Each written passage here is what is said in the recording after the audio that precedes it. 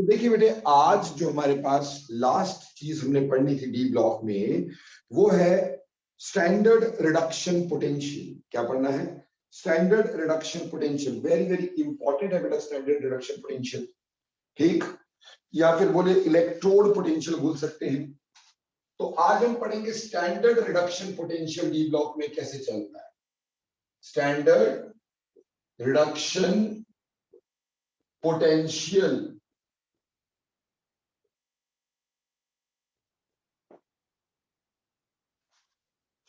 देखिए, standard reduction potential की जहां तक हम बात करते हैं, इसका मतलब क्या होता है बेटा? स्टैंडर्ड रिडक्शन पोटेंशियल का मतलब हुआ कि जब कोई चीज रिड्यूस होती है तो कितना पोटेंशियल देती है ना भाई। हमने ये इलेक्ट्रोकेमिस्ट्री में पढ़ा हुआ है ना बेटा। स्टैंडर्ड रिडक्शन पोटेंशियल क्या होता है कि जब भी कोई चीज रिड्यूस होती है वो इलेक्ट्रॉन लेती है, ठीक है ना बेटा। वो इलेक्ट्रॉन लेने की टेंडेंसी उसकी कितनी ज्यादा है वो उसके रिडक्शन पोटेंशियल से हम देखते हैं, ठीक। हमें एक चीज तो ये ध्यान में रखनी होती है कि बेटा delta G is equal to -NFE degree, ठीक। ये हमें याद होना होता है। और हमें पता है कि फॉर अ स्पॉन्टेनियस प्रोसेस, किसी भी स्पॉन्टेनियस प्रोसेस के लिए, फॉर स्पॉन्टेनिटी, अगर मैं स्पॉन्टेनियस प्रोसेस की बात करूं, फॉर स्पॉन्टेनियस प्रोसेस, किसी भी स्पॉन्टेनियस प्रोसेस के लिए डेल्टा जी का नेगेटिव होना बहुत जरूरी है। कोई भी रिएक्शन स्पॉन्टेनियस तब होता है जब डेल्टा जी नेगेटिव होता है। और डेल्टा जी नेगेटिव होने के लिए ये जो ई है वो पॉजिटिव होना जरूरी है ना बेटा। क्योंकि अगर ये भी नेगेटिव हो गया, आगे भी नेगेटिव हो गया, तो negative negative positive, delta G कैसा हो जाएगा? पॉजिटिव रिएक्शन, नॉन स्पॉन्टेनियस हो जाएगा। सो कहने का मतलब ये है कि हमारे पास ई डिग्री जो होना चाहिए वो पॉजिटिव होना चाहिए for a spontaneous process, for a spontaneous process, spontaneous process. और बेटे यहां पे हम ई डिग्री कौन सा लेते हैं? Standard reduction potential. हम यहां पे लेते हैं standard reduction potential, SRP, which is standard reduction potential, हम इसको लेते हैं। अब स्टैंडर्ड रिडक्शन पोटेंशियल के लिए जो हमने इलेक्ट्रोकेमिकल सीरीज में एक सीरीज पढ़ी थी, थोड़ा सा याद करवाता हूं मैं आपको, ठीक, तब अपने काम पे आएंगे। हमने एक सीरीज पढ़ी थी, बोला लिटिल केदार भाई का नमक हराम मुंशी आलू जरा फीके नमक से पकाता है, ऐसे करके पढ़ा था कि नहीं? CUHGAGAU, ठीक है ना। अब जरा इसमें ध्यान दें। देखो बेटे, इसमें हम ये जानते थे कि हाइड्रोजन का रिडक्शन पोटेंशियल क्या होता है? 0.0 वोल्ट होता है। और उससे पहले सारी वाली वैल्यूज नेगेटिव होंगी और उसके बाद वाली सारी वैल्यूज पॉजिटिव होंगी, है ना बेटा। उसका सारी वैल्यूज पॉजिटिव और ऊपर वाली सारी वैल्यूज क्या होंगी? नेगेटिव होंगी। अब हम यहां बात कर रहे हैं ट्रांजिशन एलिमेंट्स की। देखो, रिडक्शन पोटेंशियल नेगेटिव का मतलब है कि वो अच्छे रिड्यूसिंग एजेंट है पर खुद रिड्यूस नहीं होते, ठीक है, समझ में आई।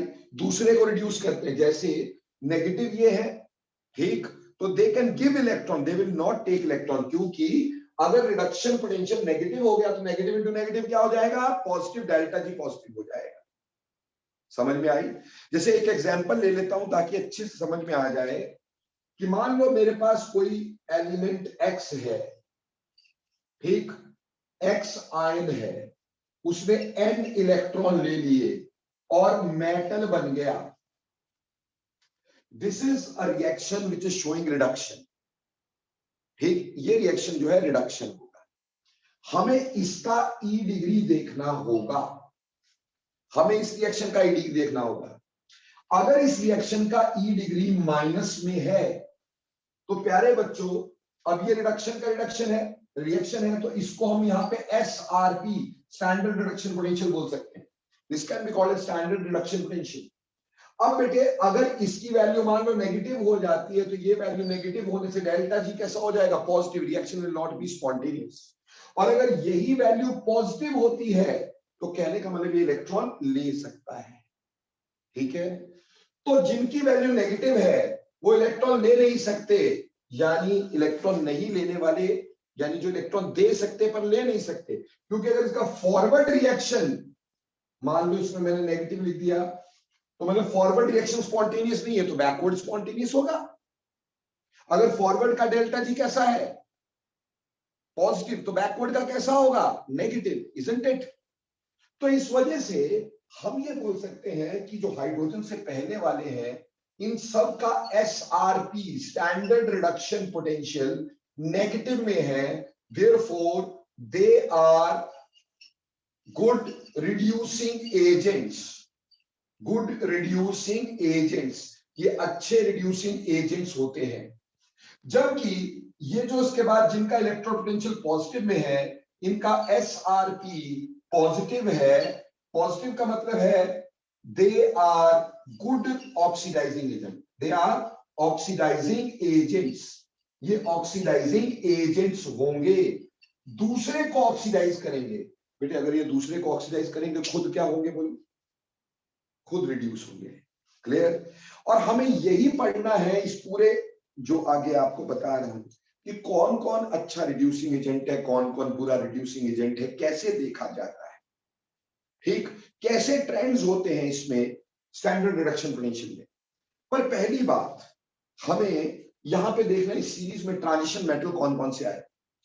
आप देख रहे हो एक ट्रांजिशन मेटल आया जिंक, दूसरा आयरन, तीसरा निकल, ये तीन पहले हमने लिख दिया, और भी होंगे बट अभी हम तीन ही लिखे हैं इसमें से।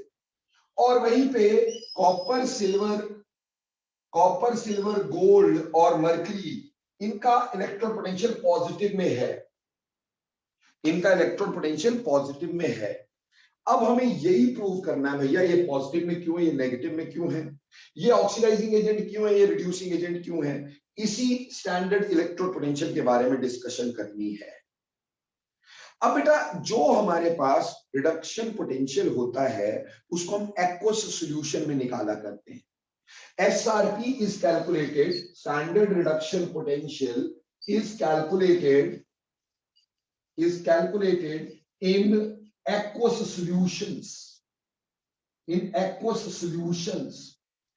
See, basically होगा क्या, होगा ये कि पहले हमारे पास में तीन प्रोसेसेस होंगे।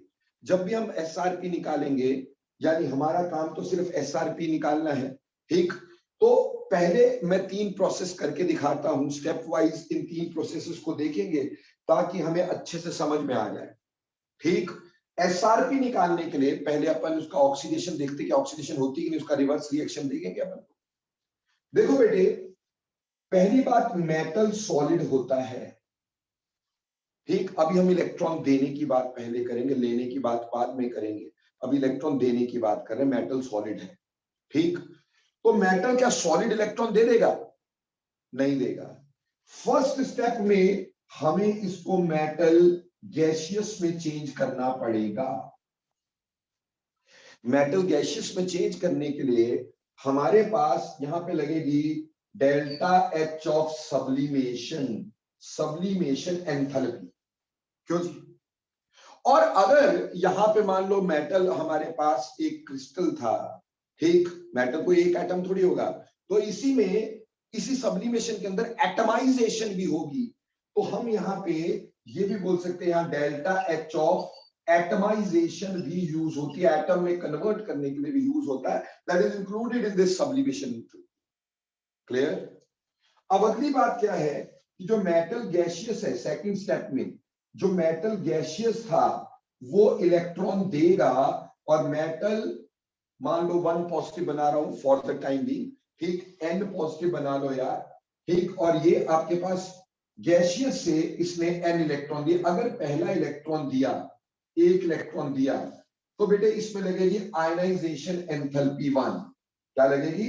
Ionization enthalpy 1। और अगर दो दिए तो आयनाइजेशन एंथैल्पी 1 and 2, तीन दिए आयनाइजेशन एंथैल्पी 1 2 3, ठीक। अब उसके बाद हमारे पास ये जो मेटल आयन एक्वस बना है, मेटल आयन गैसियस बना है, क्योंकि मैंने कहा कि इसको एक्वस सॉल्यूशन में देखा जाता है, तो ये वाटर के साथ हाइड्रेट हो जाएगा और यहां मेटल आयन एक्वस बन जाएगा, गैसेस से एक्वस बन जाएगा, यानी इसके आसपास वाटर इकट्ठा होगा। क्लियर? और जब भी वाटर इकट्ठा होता है, हाइड्रेशन होती है, एनर्जी रिलीज होती है, तो यहां पे एंथैल्पी रिलीज कौन सी होगी? हाइड्रेशन की एंथैल्पी रिलीज होगी, डेल्टा एच ऑफ हाइड्रेशन। देखो फर्स्ट स्टेप में sublimation enthalpy is absorbed, first step में sublimation enthalpy is absorbed, second step में ionization enthalpy is also absorbed, ठीक, और थर्ड स्टेप में हाइड्रेशन एनर्जी इज रिलीज्ड, ठीक। तो नेट इस पूरे प्रोसेस का अगर मैं डेल्टा एच देखना चाहता हूं तो इन तीनों रिएक्शन को ऐड ऑन करूंगा। अगर इन तीनों को ऐड किया तो ये और ये कैंसिल, ये और ये कैंसिल, ठीक। हमारे पास नेट इक्वेशन बनती है metal which is solid plus X water, ठीक है जी, giving us metal ion aqueous plus N electrons, ठीक है बच्चे। और इसका डेल्टा एच टोटल जो होगा, डेल्टा एच टोटल जो होगा वो तीन चीजों का सम होगा। एक तो sublimation enthalpy, sublimation enthalpy plus plus हमारे पास क्या होगा बेटा? सब्लिमेशन एंथैल्पी में एटमाइजेशन की एंथैल्पी भी होती है बेटा, सब्लिमेशन एंथैल्पी में एटमाइजेशन की एंथैल्पी भी होती है। और रही बात, दूसरा आएगा आयनाइजेशन एंथैल्पी, ठीक, और तीसरा आएगा बेटा माइनस हाइड्रेशन एंथैल्पी। इससे टोटल डेल्टा एच निकलेगा। और हम ये अच्छे से जानते हैं यहां से यहां जाते हुए एंट्रोपी तो इंक्रीज हो ही रही है, तो अब delta G is equal to delta H minus P delta S. देखो बेटे, डेल्टा एस तो चलो जो भी है यहां पर जितना ज्यादा ये नेगेटिव होगा, जितना डेल्टा ज्यादा नेगेटिव होगा उतना ही डेल्टा जी ज्यादा नेगेटिव होगा कि नहीं होगा? बोलो, जितना डेल्टा जी नेगेटिव होगा उतना डेल्टा जी ज्यादा नेगेटिव होगा कि नहीं होगा? ऑब्वियसली उतना डेल्टा जी ज्यादा नेगेटिव होगा। और जितना डेल्टा जी ज्यादा नेगेटिव हुआ उतना ई ज्यादा पॉजिटिव हो जाएगा, यानी उसका स्टैंडर्ड रिडक्शन पोटेंशियल उतना ज्यादा हो जाएगा। अब बेटे इससे डेल्टा जी, इसका मतलब इस रिएक्शन में हमारे पास अगर डेल्टा एच नेगेटिव हुआ तो नेगेटिव हुआ तो इसका डेल्टा जी भी नेगेटिव होगा, इसका डेल्टा जी नेगेटिव होगा तो ये रिएक्शन स्पॉन्टेनियस होगा, यानी इलेक्ट्रॉन देगा, ठीक है भाई। इलेक्ट्रॉन देगा तो उसका एसआरपी कैसा होगा? नेगेटिव हो जाएगा, इस तरह हो जाएगा नेगेटिव, है ना बेटा, क्योंकि इलेक्ट्रॉन देने के लिए अगर ई पॉजिटिव है, इलेक्ट्रॉन लेने के लिए नेगेटिव है। सिंपल बात हुई कि नहीं? नहीं समझ में आया? कोई बात नहीं। देखो बेटे, मैंने कहा कि इस प्रोसेस के अंदर अगर डेल्टा एच टोटल नेगेटिव हो जाए, डेल्टा एच टोटल नेगेटिव हो जाए तो बोलो डेल्टा जी कैसा आएगा? फिर नेगेटिव आएगा। अगर डेल्टा जी नेगेटिव आ गया तो ई कैसा आएगा बेटा? पॉजिटिव। पॉजिटिव का मतलब ये रिएक्शन क्या होगा? स्पॉन्टेनियस हो गया, यानी ये रिएक्शन स्पॉन्टेनियस, यानी ये रिएक्शन क्या है? यहां तो ऑक्सीडेशन हो रही है, इलेक्ट्रॉन दिए जा रहे हैं, ये रिएक्शन स्पॉन्टेनियस है। अगर ये रिएक्शन स्पॉन्टेनियस है तो इसका उल्टा रिएक्शन, यानी इलेक्ट्रॉन लेने वाला वो नॉन स्पॉन्टेनियस होगा, उसका ई कैसा होगा? नेगेटिव होगा ना मेरे भाई, उसका ई नेगेटिव होगा कि नहीं होगा? समझ में आ रही है मेरी बात? बोलो फटाफट से यस और नो। ओके, तो अब देखो बच्चे, हमारे पास जिंक, कैडमियम और ये जो जिंक और आयरन, निकल एक्सेट्रा जितने भी ट्रांजिशन एलिमेंट होते हैं बेटे, उनकी हाइड्रेशन एंथैल्पी जो एनर्जी रिलीज है वो पहली दो से थोड़ी ज्यादा होती है। ज्यादा होने की वजह से डेल्टा एच टोटल इसका कैसा हो जाता है? नेगेटिव। तो अगर डेल्टा एच टोटल नेगेटिव हो जाएगा तो ये रिएक्शन स्पॉन्टेनियस हो जाएगा, ये इलेक्ट्रॉन दे पाएंगे, इनका ई डिग्री नेगेटिव हो जाएगा, ठीक, इनका एसआरपी नेगेटिव हो जाएगा। यानी इलेक्ट्रॉन देने में विश्वास करते हैं, ठीक, और वो देख रहे हैं इलेक्ट्रॉन देने में विश्वास कर रहे हैं। लेकिन जब आपको बोला जाए कॉपर, जब आपको बोला जाए copper, copper is one of the transition elements जिसका कि हमारे पास डेल्टा, जिसमें एसआरपी पॉजिटिव है। अब क्वेश्चन आता है जी कॉपर का एसआरपी पॉजिटिव क्यों है भाई? कॉपर का एसआरपी पॉजिटिव क्यों है? क्योंकि उसकी हाइड्रेशन एनर्जी की वैल्यू इन दो वैल्यू से ज्यादा नहीं होगी, इन दो को कंपनसेट नहीं कर पाएगी। इस वजह से इस नेट रिएक्शन का डेल्टा एच पॉजिटिव हो जाएगा। अगर इसका डेल्टा एच पॉजिटिव हो गया, ये रिएक्शन नॉन स्पॉन्टेनियस हो गया, तो इसका उल्टा रिएक्शन कैसा होगा? स्पॉन्टेनियस। तो कॉपर इलेक्ट्रॉन देने की बजाय कॉपर आयन इलेक्ट्रॉन लेने में ज्यादा विश्वास करेंगे और इसलिए उसका एसआरपी पॉजिटिव हो जाएगा। बेटे बोलो पहली बात समझ में आई कि नहीं आई? तो क्वेश्चन क्या है? क्वेश्चन है कि कॉपर का एसआरपी पॉजिटिव क्यों है? तो उसका लॉजिक क्या है? बोलना उसका hydration energy is not compensating its sublimation enthalpy, atomization enthalpy and ionization enthalpy. Clear?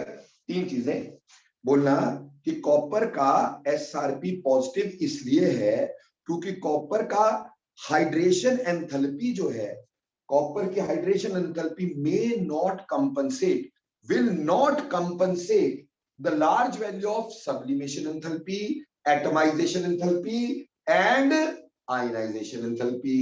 इसलिए इसका एसआरपी पॉजिटिव होगा, यानी ये आसानी से इलेक्ट्रॉन नहीं देगा। बोलो बेटे क्लियर हो गया कि नहीं ये बात?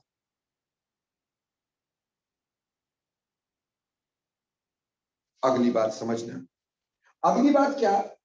अब देखो इसमें ऊपर सारे एस ब्लॉक के एलिमेंट आए, ऊपर सारे एस ब्लॉक के एलिमेंट आए। बेटे एस ब्लॉक का एसआरपी ज्यादा नेगेटिव है,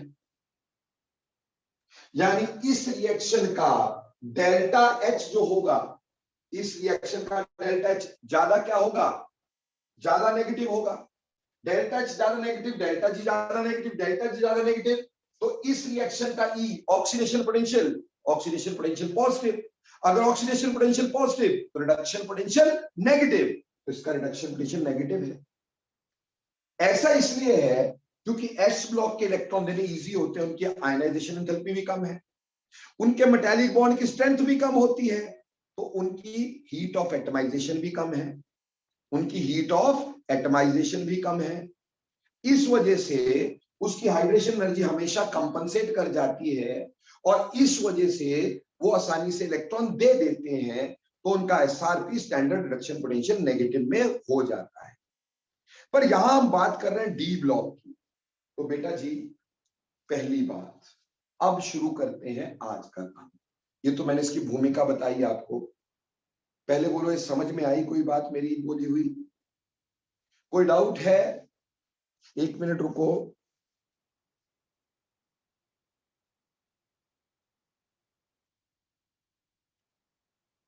अगर कोई डाउट है तो अपना माइक ऑन करें और बताएं कि सर ये चीज समझ नहीं आई। यस बोलो। सर वो कॉपर वाला फिर से बताना रीजन।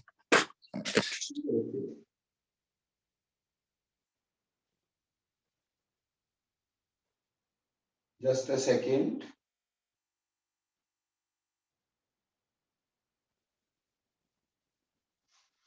देखो बेटे सिंपल सी बात ये है कि इसमें जो ले दे के हमने बात करनी है, हमने सिर्फ ये सब लिख लिया ना, तुमने ये मिटा रहा हूं। देखो बेटे ट्रांजिशन एलिमेंट में सबसे पहली बात हमने ये कहनी है, जब भी ट्रांजिशन एलिमेंट्स की बात करेंगे तो सबसे पहली बात ये कहनी है कि इसका SRP standard reduction potential of transition elements, transition elements is less negative than S block elements। S block elements पहला पार्ट ये हो गया कि transition SRP of transition elements is less than S block elements। क्यों बेटा? क्योंकि आप बोलेंगे S block elements जो होते हैं have less ionization enthalpy, less ionization enthalpy, less heat of atomization. इसकी एटमाइजेशन यानी एटम में तोड़ने के लिए भी एनर्जी कम लगेगी, क्योंकि वीक मेटालिक बॉन्ड है, एक ही अनपेड इलेक्ट्रॉन या दो इलेक्ट्रॉन होंगे, जबकि ट्रांजिशन मेटल में कई सारे इलेक्ट्रॉन होते हैं ना जो मेटालिक बॉन्ड में पार्टिसिपेट करते हैं। ठीक, इन दोनों का और सब्लिमेशन एंथैल्पी भी इसकी लेस है, लेस सब्लिमेशन एंथैल्पी। इन तीनों के कम होने की वजह से हाइड्रेशन एंथैल्पी जो हाइड्रेशन एंथैल्पी है compensates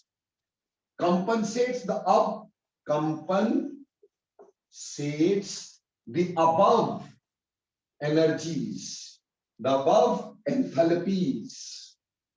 ठीक, therefore they can give electrons easily, they can give electrons easily, so their oxidation potential, therefore their oxidation potential is positive, and hence SRP is largely negative, clear जी। और D block में बेटा ये ionization enthalpy भी ज्यादा है इस block से, बेटा एटमाइजेशन की हीट भी ज्यादा है, और बेटा सब्लिमेशन की हीट भी ज्यादा है। ठीक, तो इस वजह से डी ब्लॉक में ऑक्सीडेशन पोटेंशियल लेस नेगेटिव होता है, तो SRP less, oxidation potential less positive होता है, इसलिए एसआरपी लेस नेगेटिव होगा। बोलो पहला क्वेश्चन समझ में आया कि नहीं आया? जल्दी जल्दी बोलो बेटा, टाइम नहीं है इतना। ठीक, दूसरी कहानी हमने बोला कि ज्यादातर ट्रांजिशन एलिमेंट्स का एसआरपी नेगेटिव होता है, ज्यादातर का SRP negative, standard reduction potential negative होता है। क्यों नेगेटिव होता है? बिकॉज देयर हाइड्रेशन एंथैल्पीज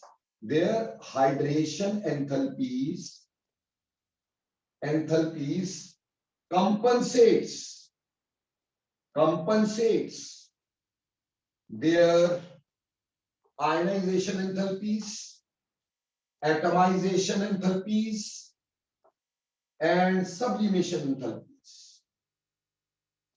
ठीक, इसलिए हमारे पास एसआरपी नेगेटिव होता है। लेकिन बात आई, अभी बच्चे ने पूछा सर कॉपर का बता दो दोबारा से। बेटा इन केस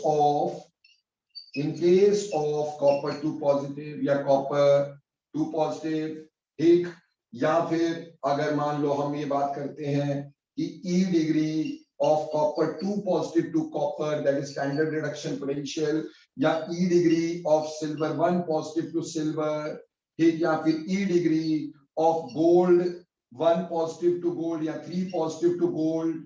ठीक, इन सब की वैल्यू पॉजिटिव है। पॉजिटिव क्यों है? क्योंकि their hydration enthalpy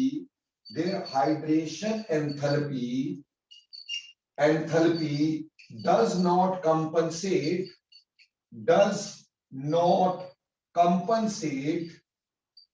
compensates their ionization enthalpies etc, जो भी ऊपर 3 एंथैल्पी उसको आयनाइजेशन एंथैल्पी नहीं करती है, and therefore oxidation potential is negative, and hence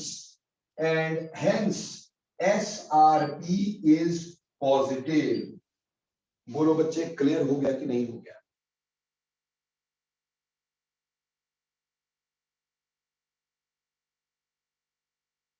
जल्दी बोलो यार, क्लियर हो गया कि नहीं हो गया? इतना समय थोड़ी है। कोई यस नो होती है कि नहीं? ओके, अब चलो बेटे, इसमें हमारे पास 2 तरह के एसआरपी हो सकते हैं, एक 2 तरह की चीजें हो सकती हैं, और उससे ऑक्सीडेशन स्टेट की स्टेबिलिटी भी बताई जा सकती है। ठीक, देखो बेटा, सबसे पहले हम डिस्कस करेंगे ई डिग्री सबसे पहले हम डिस्कस करेंगे E degree of metal two positive to metal, है ना, यानी टू पॉजिटिव से मेटल बनाना। इसको हम ऐसे समझ सकते हैं, stability of +2 oxidation state, stability of +2 oxidation state. देखो बेटे, जिसकी ये वैल्यू मान लो पॉजिटिव हो जाती है, जिसकी ये वैल्यू पॉजिटिव हो जाती है, इसका मतलब ये होगा कि ये रिएक्शन जो है वो आसानी से होगा। इसकी ये वैल्यू अगर पॉजिटिव हो जाती है, इसका मतलब मेटल टू पॉजिटिव 2 इलेक्ट्रॉन आसानी से लेता होगा और मेटल सॉलिड बन जाता होगा। तो इसका मतलब इसकी +2 स्टेट स्टेबल नहीं होती होगी। इसका मतलब इसकी +2 स्टेट स्टेबल नहीं होती होगी। क्यों? अगर ये पॉजिटिव है तो इसका मतलब है ये 2 इलेक्ट्रॉन आसानी से लेता है। अभी समझ लो, ई डिग्री पॉजिटिव तो रिएक्शन इज स्पॉन्टेनियस, बार बार समझ लो, ई डिग्री पॉजिटिव तो रिएक्शन इज स्पॉन्टेनियस, है ना भाई। तो अगर इसका ई डिग्री पॉजिटिव है तो ये इलेक्ट्रॉन ले लेता है, इसका मतलब +2 oxidation state is not much stable, not much stable. और अगर हमारे पास यही वैल्यू नेगेटिव हो जाती है, नेगेटिव का मतलब ये हो गया कि अब ये रिएक्शन जो होगा वो नहीं हो पाएगा। अगर इसका ई डिग्री नेगेटिव हो गया तो ये रिएक्शन नहीं हो पाएगा। इसका मतलब +2 oxidation state is quite stable, quite stable. इसलिए बेटे अगर ध्यान दोगे तो समझ में आएगा कि E degree of zinc two positive to zinc, इसकी वैल्यू -0.76 वोल्ट है। बोलो माइनस में है कि नहीं है ना। इसका मतलब जिंक की +2 स्टेट स्टेबल है, therefore zinc is stable in +2, stable in +2। और इसको एक्सप्लेन करना बहुत इजी है कि क्यों स्टेबल है। क्योंकि जिंक की हमारे पास कॉन्फ़िगरेशन क्या होती है बेटा, 3d10 4s2। जब ये जिंक 2 पॉजिटिव बन जाएगा, बाहर के 2 इलेक्ट्रॉन चले जाएंगे, ये 3d10 यानी फुली फिल्ड कॉन्फ़िगरेशन दे रहा है, यानी कि फुली फिल्ड दे रहा है। और फुली फिल्ड है तो ज्यादा स्टेबल है ही है। बोलो बच्चे, क्लियर कि नहीं क्लियर? जल्दी बोलो, क्लियर कि नहीं क्लियर? यार जल्दी बोला करो, बहुत सारा टाइम ले रहे हो। ओके, इसी तरह मैं मैंगनीज की बात करता हूं, ठीक। E degree of manganese two positive to manganese, ठीक।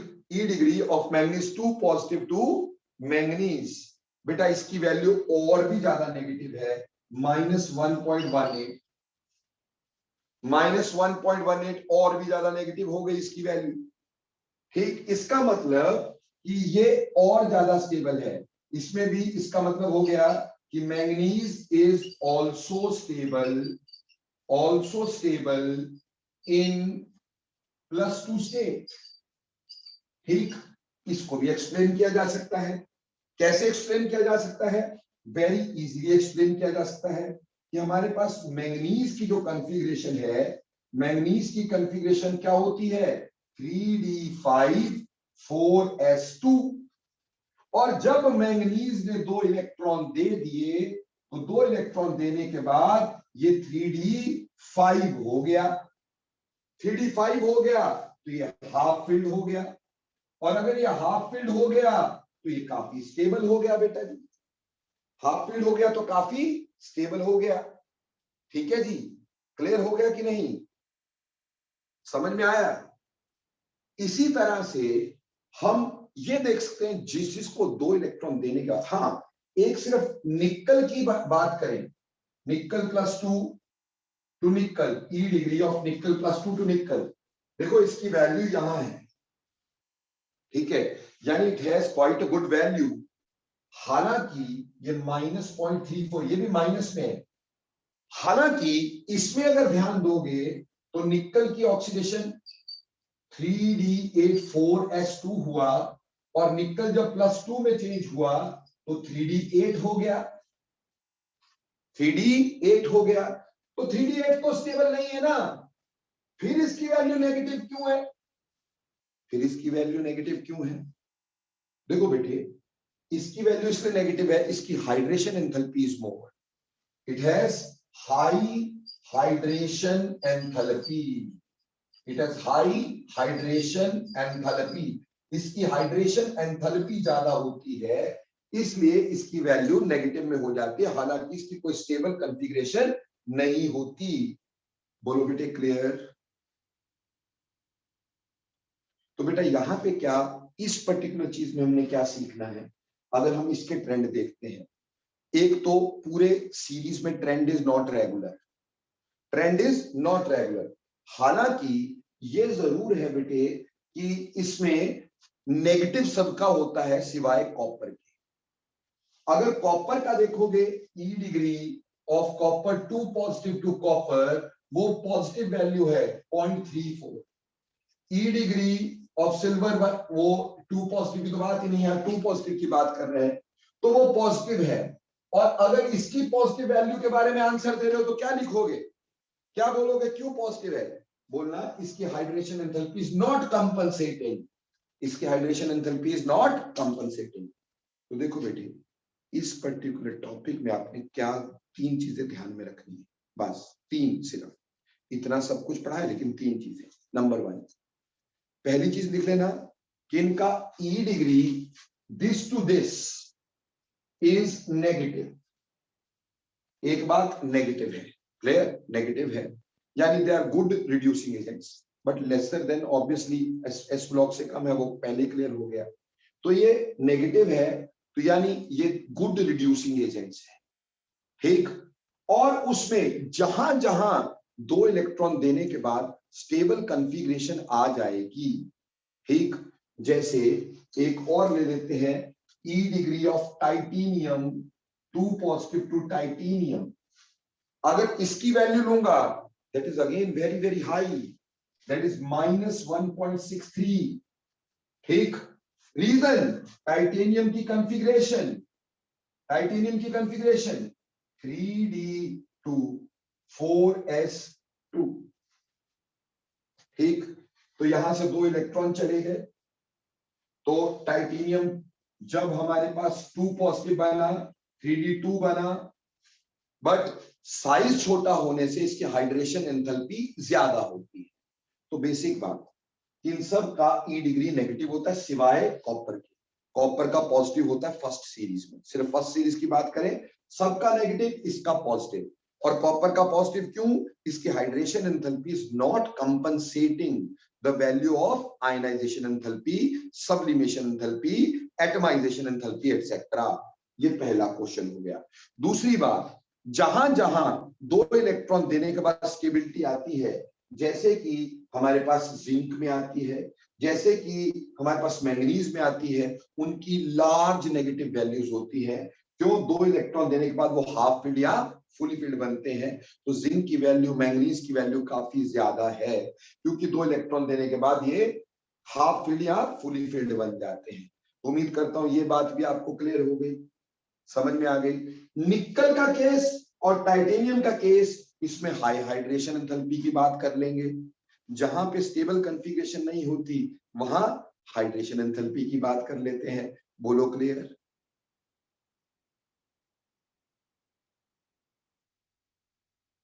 जल्दी बोलो बेटे, क्लियर कि नहीं क्लियर? ओके, अब ये तो हो गया पहला ट्रेंड, पहला इसके बारे में। कोई रेगुलर ट्रेंड नहीं है इन द पीरियड, को रेगुलर ट्रेंड नहीं, क्योंकि कॉन्फ़िगरेशन अलग अलग है। आयनाइजेशन एंथैल्पी आपने पहले पढ़ी थी, डिफरेंट है, ठीक। उसका भी कोई रेगुलर ट्रेंड नहीं, तो इसका भी कोई रेगुलर ट्रेंड नहीं होगा।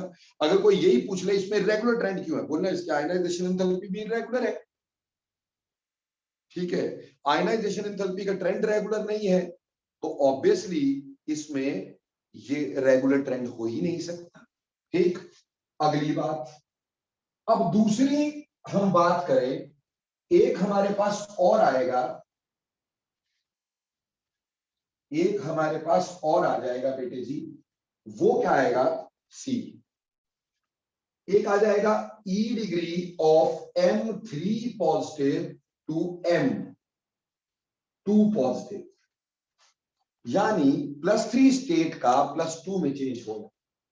यानी मेटल 3 पॉजिटिव था, इसने एक इलेक्ट्रॉन लिया और मेटल 2 पॉजिटिव में चेंज हो गया।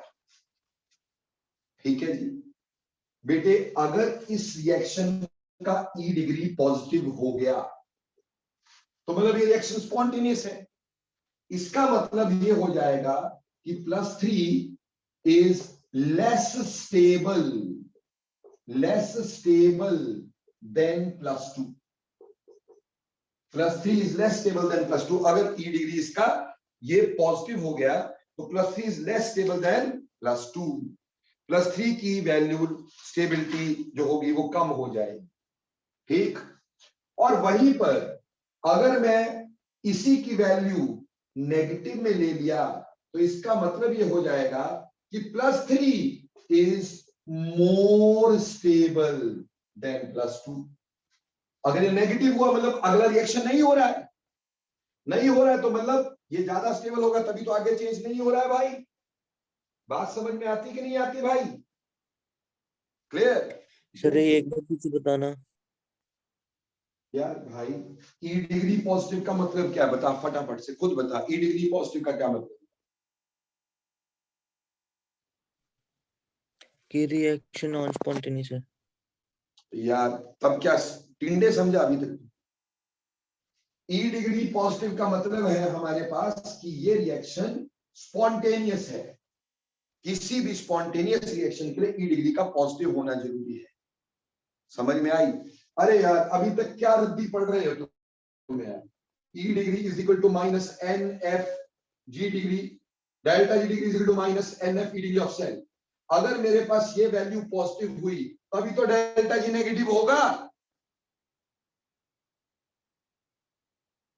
तो E डिग्री पॉजिटिव होने का मतलब रिएक्शन इज स्पॉन्टेनियस, यानी ये इलेक्ट्रॉन ले लेगा।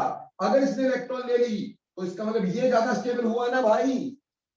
इलेक्ट्रॉन ले लेगा इसका मतलब ये ज्यादा स्टेबल होता होगा तभी लेगा। और अगर इसका E डिग्री नेगेटिव हुआ मतलब इलेक्ट्रॉन नहीं लेता का मतलब ये इसी में स्टेबल है, आगे नहीं जाता है। बोल अब समझ में आया? जल्दी बोल भाई। ये सर तो अब हमारे पास E डिग्री अगर पॉजिटिव होगा तो +3 इज लेस स्टेबल देन +2, और E डिग्री अगर इस रिएक्शन का नेगेटिव होगा तो +3 इज मोर स्टेबल। सिंपल बात है, पॉजिटिव का मतलब है रिएक्शन का स्पॉन्टेनियस होना। अगर इसकी वैल्यू पॉजिटिव है तो मतलब ये रिएक्शन स्पॉन्टेनियस है, ये इलेक्ट्रॉन लेके इसमें चेंज हो जाएगा। अगर इसमें चेंज होता है तो ये ज्यादा स्टेबल है, इसका मतलब तभी चेंज हो रहा है। चीज तो हमेशा स्टेबिलिटी की तरफ जाती है। जैसे अगर मैं E degree of scandium 3 positive to scandium 2 positive लेता हूं, E degree of scandium 3 positive to scandium 2 positive लेता हूं, ठीक, तो ये वैल्यू बहुत ही लो है, वेरी लो। वेरी लो का मतलब नेगेटिव, बहुत नेगेटिव। इसका मतलब ये है कि स्कैंडियम 3 पॉजिटिव जब इलेक्ट्रॉन लेगा और स्कैंडियम 2 पॉजिटिव में चेंज होगा, क्योंकि इसकी वैल्यू बहुत लो है तो मतलब ये आगे नहीं जाता है। इसका मतलब scandium 3 positive is more stable. इसका मतलब scandium 3 positive is more stable, whereas scandium 2 positive is less stable. अब इसको एक्सप्लेन किया जा सकता है कि कॉन्फ़िगरेशन जो है वो है 3d1 4s2। अब भैया अगर ये स्कैंडियम 3 पॉजिटिव बन जाता है, अपने तीनों इलेक्ट्रॉन दे देगा, तो it requires noble gas configuration. इससे पहले नोबल गैस है ना भाई, तो it will require noble gas configuration. Noble gas stable होती है कि नहीं? तो ये स्टेबल है। अगर ये स्टेबल है तो ये क्यों इलेक्ट्रॉन लेगा? ये इलेक्ट्रॉन लेगा ही नहीं, इसीलिए इसकी वैल्यू बहुत बहुत लो होगी। E degree of scandium 3 positive to scandium. अरे बोल क्लियर हो गया कि नहीं?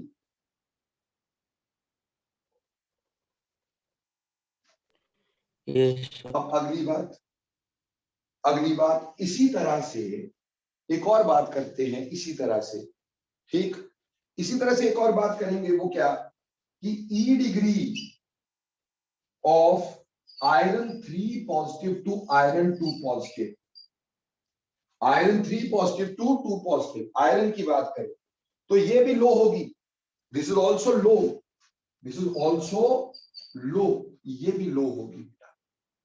ये लो क्यों होगी, व्हाई इट इज लो?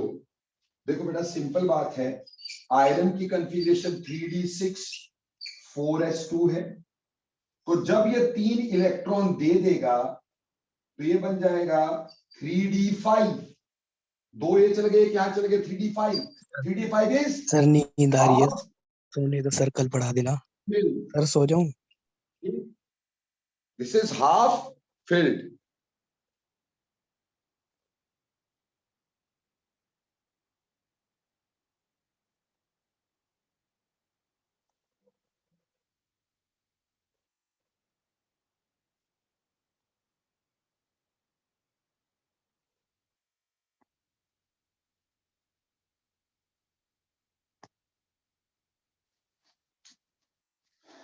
सो ये हाफ फिल्ड हो गया, हाफ फिल्ड ज्यादा स्टेबल है, ज्यादा स्टेबल है तो क्यों इलेक्ट्रॉन लेगा, ये इलेक्ट्रॉन नहीं ले, तो इसकी वैल्यू भी काफी लो रहे। कहने का मतलब जिस जिसकी +3 ऑक्सीडेशन स्टेट ज्यादा स्टेबल होगी उसका E degree of this is low, negative. बोलो क्लियर, यस और नो लिखो जल्दी से। अब देखो जो क्वेश्चन तुम्हें पेपर में मिलेगा उस क्वेश्चन को डिस्कस करते हैं, ठीक, जो क्वेश्चन तुम्हें पेपर में मिलेगा उस क्वेश्चन को डिस्कस मैं आपके साथ कर रहा हूं।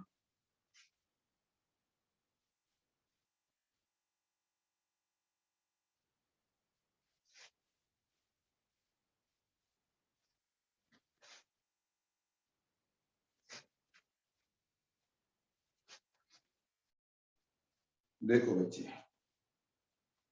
इससे पहले अपन डिस्कस करते हैं, हमें ये बोल दिया गया कि एक है मेरे पास क्रोमियम,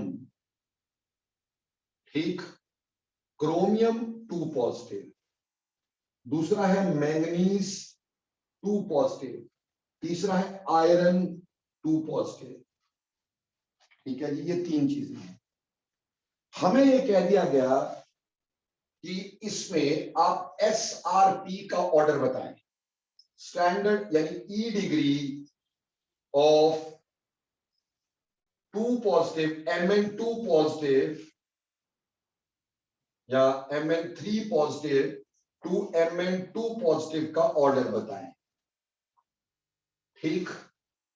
उसके लिए हमें देखना है कि इनमें से कौन सी स्टेट ज्यादा स्टेबल है, उसमें से हमने देखना है इसमें कौन सी चीज ज्यादा स्टेबल है, +2 स्टेट, ठीक, क्लियर, ठीक। हमें इसका ऑर्डर पूछा है, स्टैंडर्ड रिडक्शन पोटेंशियल का ऑर्डर पूछा है, या फिर हमें क्वेश्चन ऐसे दे दिया रिड्यूसिंग पावर के ऑर्डर में लगाएं, arrange in the order of reducing power, arrange in the order of reducing power.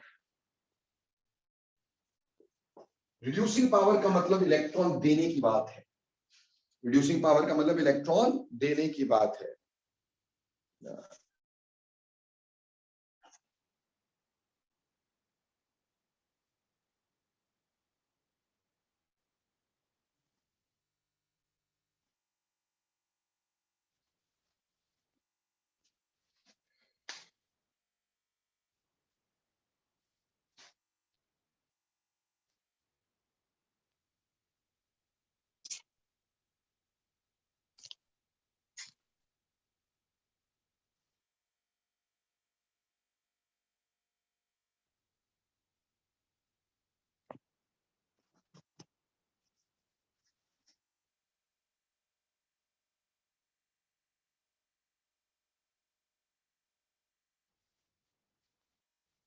Reducing power का मतलब है कि इलेक्ट्रॉन देने की बात है यहाँ पर, तो हमारे पास यहाँ chromium 2 positive, manganese 2 positive, iron 2 positive, ये 3 चीजें हैं बेटा।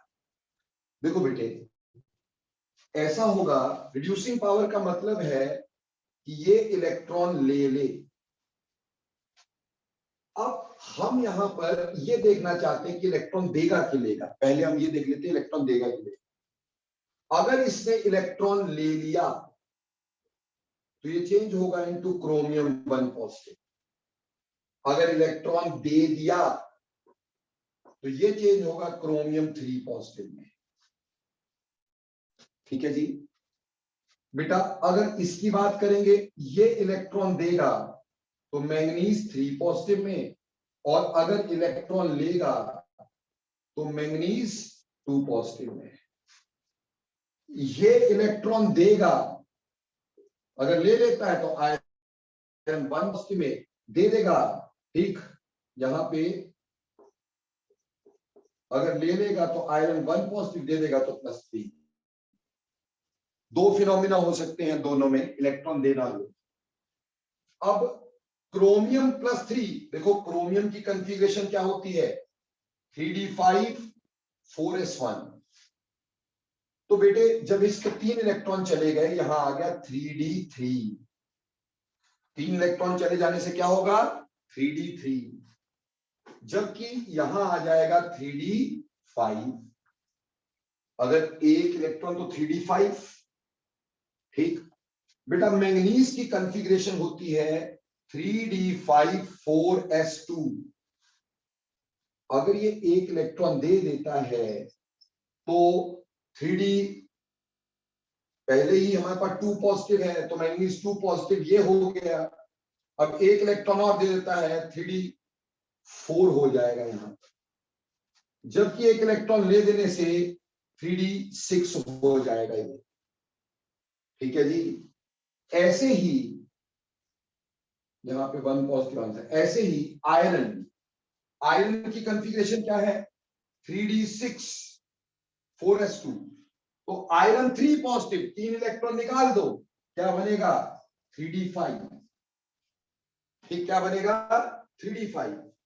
और अगर एक इलेक्ट्रॉन इसमें डाल दो, ठीक, मतलब दो, अगर आयरन 1 पॉजिटिव तो 3d6। अब इनमें से जरा स्टेबल कॉन्फ़िगरेशन देखनी है हमें। देखो बेटे, पिछली बार जब हमने स्प्लिटिंग करी थी ना बेटा, तो मैंने स्प्लिटिंग में एक चीज बताई थी। मैंने कहा ये 2 पार्ट में स्प्लिट अप हो जाते हैं like this. d orbitals 2 part में स्प्लिट अप हो जाते हैं लाइक दिस।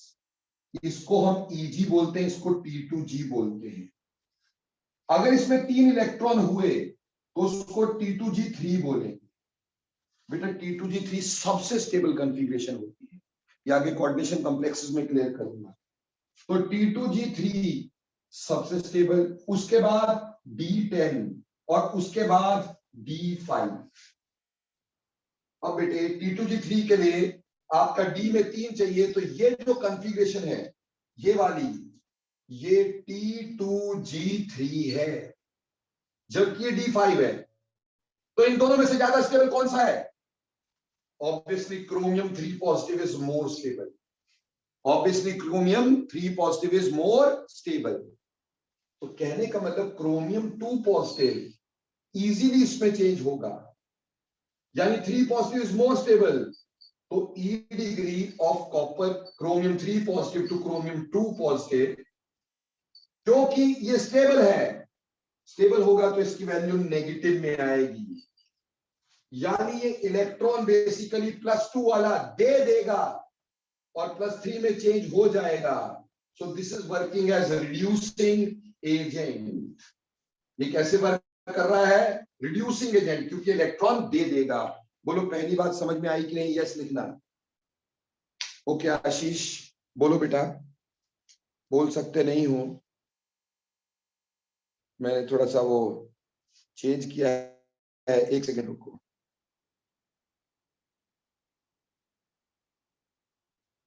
हाँ बेटे आशीष अब बोलो, चलो शाबाश। यस सर, जो भी अपनी क्रोमियम 2 पॉजिटिव वाला समझा रहे थे, इसमें आपने ये जो T2G3 लिखा है, इसकी वजह से ये ज्यादा वो है स्टेबल। हाँ जी बेटे, क्योंकि T2G3 is more stable than D10 which is more stable than D5। इसका रीजन अभी आपने बताना है लेकिन। हाँ जी, ये मैं बताऊंगा कोऑर्डिनेशन कॉम्प्लेक्स में। Okay sir, chromium one positive नहीं आएगा ये? नहीं बेटा, क्रोमियम 1 पॉजिटिव तो स्टेबल होगा, पर ये ज्यादा स्टेबल होगा, ठीक, क्योंकि T2G3 और D5 में से कौन ज्यादा स्टेबल है बेटे? तो ये पता कैसे चलता है कि यहाँ पे T2G3 आया है? जहां पे D में 3 इलेक्ट्रॉन होंगे T2G3 होगा, ओके सर। है ना? D में ही है ना, ये D ऑर्बिटल है ना, यस जहां सर, पे भी D3 कॉन्फ़िगरेशन होगी वो T2G3 होगा। ठीक है सर। तो यहां पे इन दोनों में से ज्यादा स्टेबल ये था, तो chromium 3 positive is more stable. तो 2 पॉजिटिव का 3 पॉजिटिव में चेंज करना इजी, इजी का मतलब 3 पॉजिटिव ज्यादा स्टेबल है, तो ये वाली ऑक्सीडेशन स्टेट कैसी हो जाएगी, ये रिडक्शन पोटेंशियल कैसा हो जाएगा, नेगेटिव। और ये क्योंकि यहां से यहां चेंज हो सकता है, it is good reducing agent. बोलो बेटा, सभी बच्चों को समझ में आया कि नहीं आया?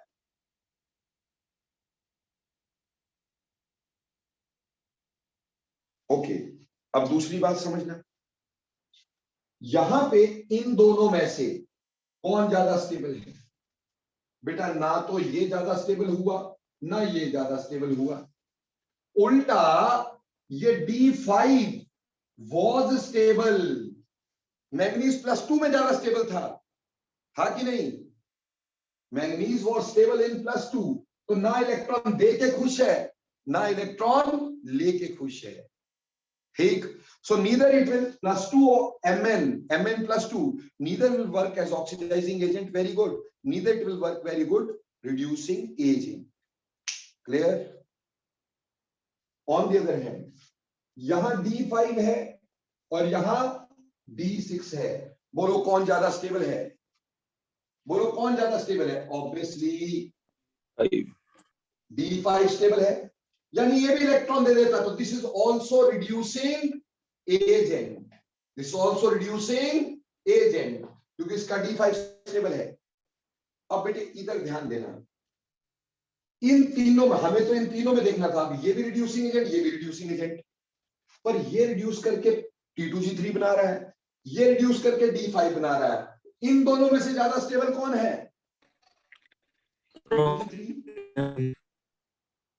इस वजह से क्रोमियम 2 पॉजिटिव सबसे अच्छा रिड्यूसिंग एजेंट होगा, then iron 2 positive, then manganese 2 positive, ये रिड्यूसिंग पावर का ऑर्डर आ जाएगा।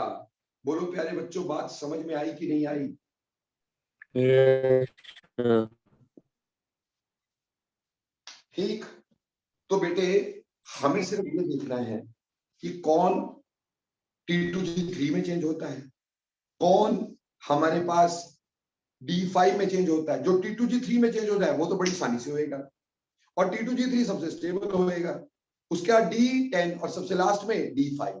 तो ऐसे ये T2G3 में चेंज हो रहा था, तो ये मैंने मिटा दिया, ये जरूरत नहीं है। ये किसी में चेंज नहीं हो रहा था, ये अपने आप ही स्टेबल था, ये मिटा दिया मैंने, ठीक। इसमें D5 में चेंज हो रहा था, वो पार्ट रहने दिया, तो ये इलेक्ट्रॉन देके D3 में, ये इलेक्ट्रॉन चेंज करके D5 में, और ये एज इट इज। तो ये इलेक्ट्रॉन आसानी से देगा, ये मुश्किल से देगा, और ये बिल्कुल नहीं देगा। तो chromium 2 positive stronger reducing agent than iron 2 positive than manganese 2 positive. बोलो क्लियर?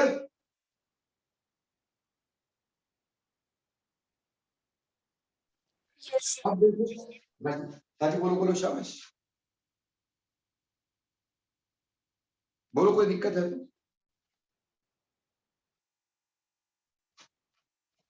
चलो अगली बात देखो, फिर यहीं पर एक और चीज देखते हैं हम लोग, एक और चीज देखते हैं, ठीक। हमें एक क्वेश्चन और दिया जाता है, बोलते हैं chromium 2 positive and manganese 3 positive,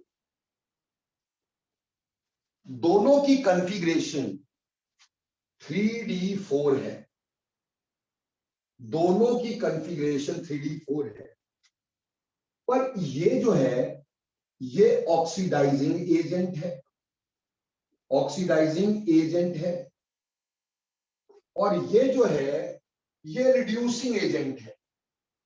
ऐसा क्यों है? क्वेश्चन देख रहे हो, कहा कि क्रोमियम 2 पॉजिटिव की कॉन्फ़िगरेशन भी 3d4 और Mn3 पॉजिटिव की कॉन्फ़िगरेशन भी 3d4। हमें ये कह दिया कि इसमें से हमारे पास ये ऑक्सीडाइजिंग एजेंट है, ये रिड्यूसिंग एजेंट, जबकि दोनों की कॉन्फ़िगरेशन सेम। ऐसा क्यों है? देखो ये तो क्लियर था कि अगर ये एक और इलेक्ट्रॉन देता, ठीक, और क्रोमियम 3 पॉजिटिव बनता, तो इसकी कॉन्फ़िगरेशन 3d3 यानी T2G3 हो जाती। ठीक है जी। और अगर ये एक इलेक्ट्रॉन लेता, यहां तो एक इलेक्ट्रॉन दिया, अगर ये एक इलेक्ट्रॉन लेता तो ये क्रोमियम 1 पॉजिटिव बन जाता, ये 3d5 होता। 3d5 अगर ये होता तो भी ये स्टेबल होता, लेकिन इन दोनों में से ज्यादा स्टेबल ये होता। तो इसका इलेक्ट्रॉन देना is easier, because after giving electron it can change into T2G3, so obviously it can give that electron and work as reducing agent। पहली बात क्लियर। पर मैंगनीज की बात करो, देखो बेटा मैंगनीज 3 पॉजिटिव में भी अगर ये इलेक्ट्रॉन दे देता है, यहां 3d4 तो है, अगर इसने इलेक्ट्रॉन दिया तो ये मैंगनीज 4 पॉजिटिव बनेगा और ये भी T2G3 बन जाएगा। और अगर ये इलेक्ट्रॉन लेता है, अगर ये इलेक्ट्रॉन लेता है तो ये मैंगनीज 2 पॉजिटिव बनेगा जो कि 3d5 बनेगा। बेटा बात तो यहां पे भी यही थी, पर एक खास बात क्या थी बेटा, यहां 3 इलेक्ट्रॉन पहले दे चुके हो, चौथा इलेक्ट्रॉन देने के लिए आयनाइजेशन एंथैल्पी 4 है, जबकि ये आयनाइजेशन एंथैल्पी 3। थर्ड यूज हुई है सेकंड से थर्ड, और यहां थर्ड से फोर्थ। और +1 में आपको पढ़ाया है बेटा कि successive ionization enthalpy is very very large. तो यहां पे energy required is large, though it is very stable, but energy required is large. इस वजह से भले ही स्टेबल है लेकिन ये साइड नहीं जा पाता, क्योंकि इसने फोर्थ आयनाइजेशन एंथैल्पी लगती है which is very very large. ये यहां नहीं जा पाता, उल्टा ये इलेक्ट्रॉन लेके D5 में बन जाता, which is also quite stable. तो इलेक्ट्रॉन ले लेता है, इसलिए ये ऑक्सीडाइजिंग एजेंट की तरह वर्क करता है। तो इस क्वेश्चन का आंसर दोगे कि दोनों इलेक्ट्रॉन देके T2G3 बना लेते, which is quite stable, but the problem is in manganese we have to use 4th ionization enthalpy which is very large, so energy required to change into T2G3 is very large, it is not available, so it can take electron and can change into stable D5, so work as oxidizing agent, whereas in case of chromium it is 3rd ionization enthalpy, energy needed is somewhat less, so it changes into stable configuration, hence it is a reducing agent। बोलो ये question भी समझ में आया कि नहीं आया बेटा?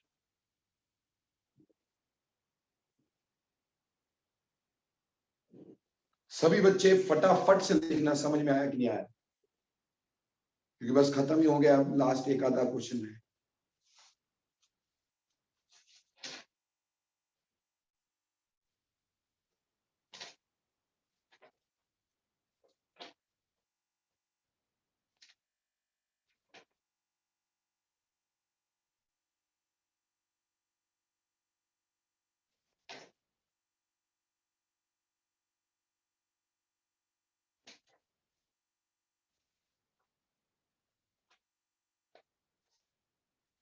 अब देखो बेटे, अगर कल को मैं तुम्हें क्रोमियम 3 पॉजिटिव, मैंगनीज 3 पॉजिटिव और आयरन 3 पॉजिटिव, इनकी रिड्यूसिंग पावर पूछूं, इनकी रिड्यूसिंग पावर का ऑर्डर पूछूं, रिड्यूसिंग पावर यानी इलेक्ट्रॉन देना, मेरे प्यारे बच्चों इसकी कॉन्फ़िगरेशन T2G3 होगी, is quite stable।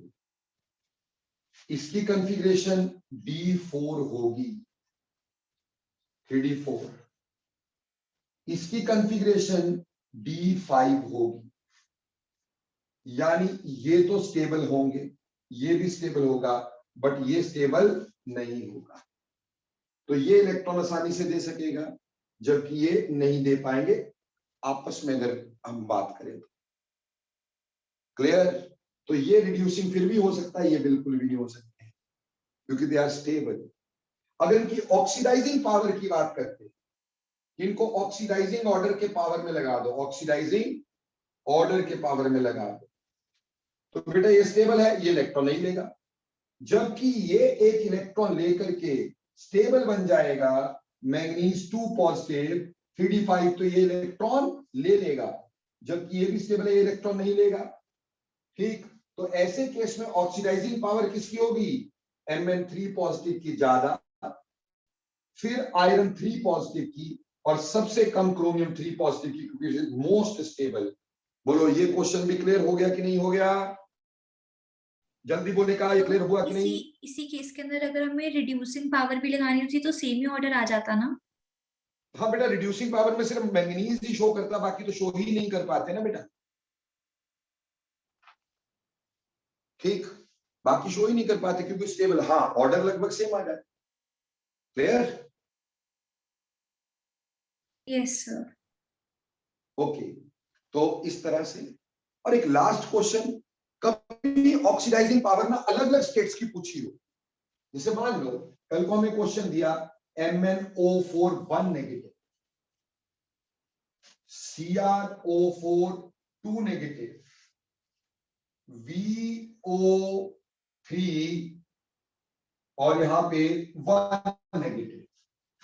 ठीक, अब इसमें बोला कि ऑक्सीडाइजिंग ऑर्डर का पावर लगा दो, इसमें ऑक्सीडाइजिंग पावर का ऑर्डर लगा दो, ऑक्सीडाइजिंग पावर का ऑर्डर। अब यहां पे क्या है हमारे पास, ऑक्सीडेशन स्टेट अलग अलग है, यहां +7 ऑक्सीडेशन स्टेट है। कैसे निकाल सकते हो ना भाई, MnO4 1 नेगेटिव यानी X plus -2 into 4 should be equal to -1, तो X इज इक्वल टू +7, ये +7 है। यहां +6 ऑक्सीडेशन स्टेट है, here we have +6 oxidation state. यहां देखोगे VO3 1 नेगेटिव यानी कि X plus -2 into 3 should be equal to -1, तो यहां +5 आ गया। तो बेटा अगर अलग अलग ऑक्सीडेशन स्टेट हो तो higher is the oxidation state, more is the oxidizing power. तो ऐसे केस में जितनी ऑक्सीडेशन स्टेट ज्यादा होती है उतनी ऑक्सीडाइजिंग पावर ज्यादा होती है। बोलो क्लियर?